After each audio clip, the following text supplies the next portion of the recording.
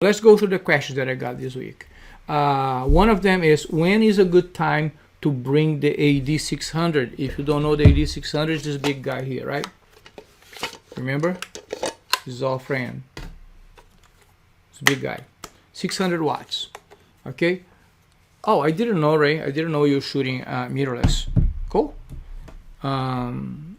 So when's a good time to bring the AD600?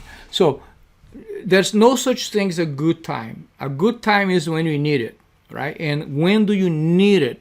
You need it when you have a lot of light that your smaller strobes are not going to be able to handle that light. So because if you're doing the darker background and lighter subject, so you cutting light a lot, and sometimes you have to cut a lot. And this guy now he needs to work to light your subject, right? And sometimes this guy, I think we dropped the connection there a little bit. All right.